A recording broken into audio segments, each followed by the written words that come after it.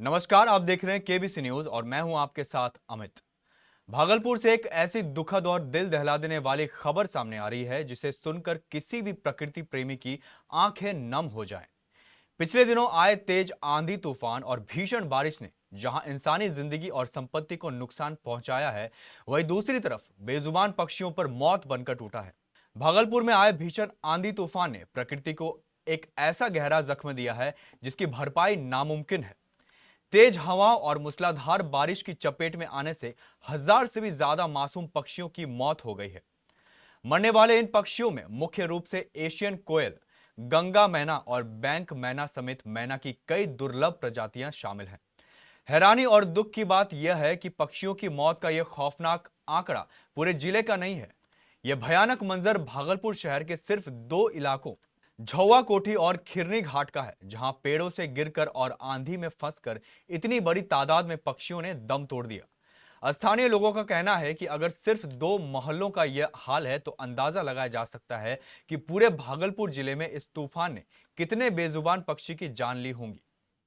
पर्यावरण विशेषज्ञों का मानना है कि इतनी बड़ी संख्या में पक्षियों का मारा जाना सिर्फ एक प्राकृतिक हादसा नहीं, बल्कि हमारे पूरे वातावरण के लिए एक बहुत बड़ा खतरा है।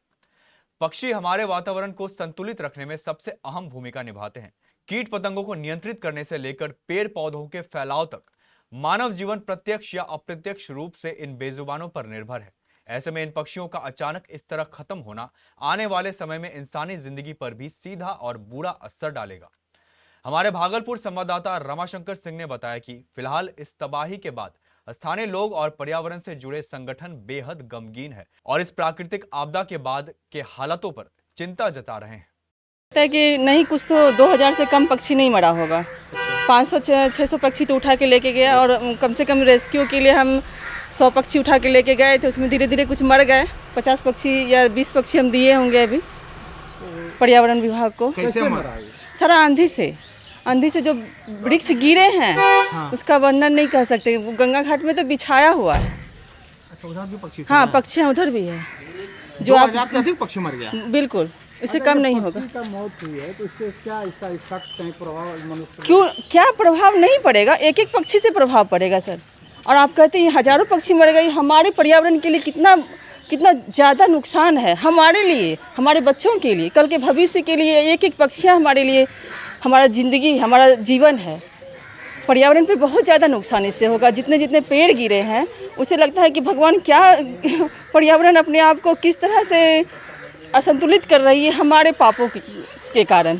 हम एक तो पक्षियों पर कहर बरपा है, पूरा कहर बरसा है। ये कहिए तो एक तरह से कल के दिन के लिए हमारे मानव जाति पे कहर है ये, ना कि पक्षियाँ मरी हैं, वो हमारे लिए कहर है।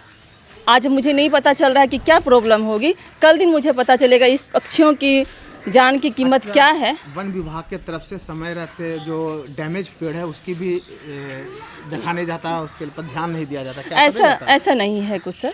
वन विभाग तो अपनी तरफ से कर ही रहे हैं, बुलाने पे तुरंत आ गए। क्योंकि आपको इसकी जानकारी होगी भागलपुर जिले में कितना पेड़ गिरा है? लगभग मुझे लग रहा है कि हम जहाँ मेरी नज़र जहाँ तक गिरी है तो हजारों पेड़ गिर गए हैं भागलपुर। हाँ, बिल्कुल। बरगद जैसे पेड़, पीपल जैसे पेड़ जो कि हिलता नहीं है। हाँ। लेकिन कल की आंधी तूफान ऐसी भयंकर थी कि बरगद और पीपल जैसे पेड़ टूट के गिर गए हैं, जड़ से उखड़ गए हैं। क्या नाम है? मेरा तो नाम कंचन कुमारी।